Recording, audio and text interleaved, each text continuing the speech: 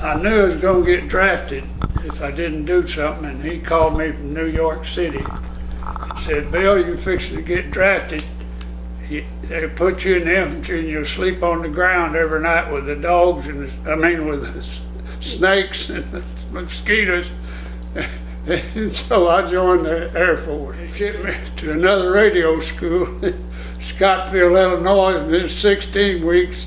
They closed it the 14th week.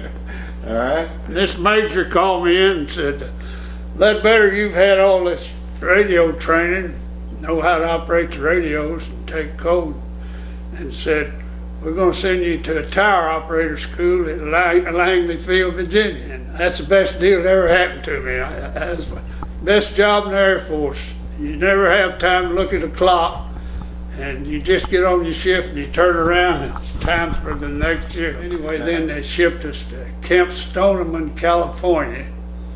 And this is in the springtime, and back then those troop trains didn't have air conditioning in them. Well, they loaded us on a train there in Langley Field, and that smoke, black smoke, got on us all the way to California. When we got there, we were all black as the ace of spades. And where were you headed to? Philippines. Philippines. All right. And we hit a real bad storm on the way over, and they'd take that old ship, slap it straight down, and then straight up in the air. And I was laying there on that strip saying, Lord, don't let it break in two. Did you get sick? Yeah, I got sick the first 3 days out. Now, you want to hear a story now. We loaded on this troop ship, and on a troop ship, you've got long trays. You don't sit down. You put your tray on this tray and you eat out of it.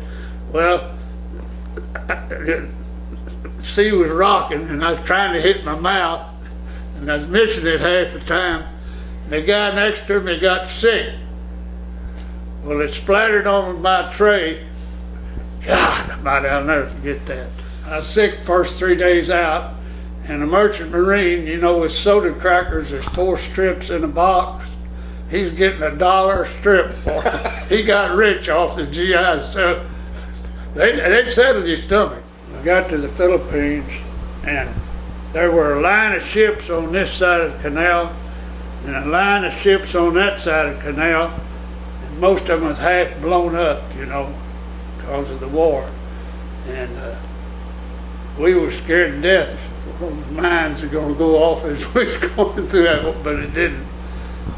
We made it to Manila. We were there about a month, and then they processed us out, shipped us to different places.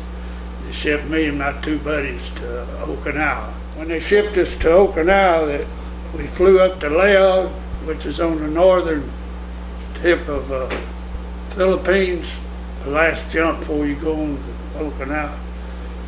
And sitting there on it, we stopped. They had a Red Cross station there, and they gave us coffee and donuts while they was refueling the plane. And we was sitting on the plane waiting to go, and somebody said, well, what are we waiting on? Some guy said, we're waiting on the radio operator. Well, pretty soon this guy come in, and it was Louis B. Setchler from Conway, Arkansas. And I didn't know he was over there, and he didn't know I was over there. It was a good feeling to see somebody from your hometown. Well, that's not the end of the story. When we started to Okinawa, it was a C-46, which I say is the worst damn plane the Air Force has got. Anyway, it's a 2-engine plane. About halfway, one of the engines went out. Well, we started losing altitude, and we all thought we was going to die. Of course, that pilot leveled it off. He could fly on one engine.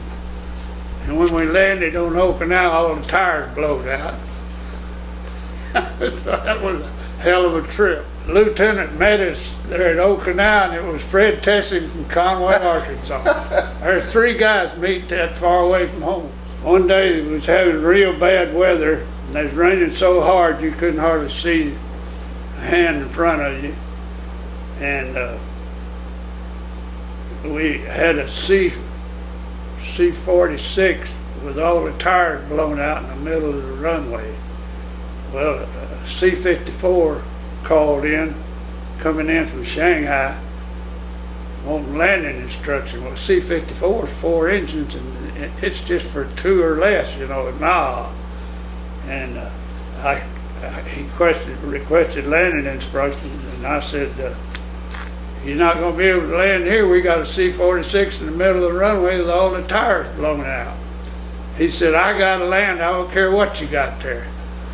So I called base operations. They said, we'll call the crash crew and the ambulance out and have them ready to pick up the pieces.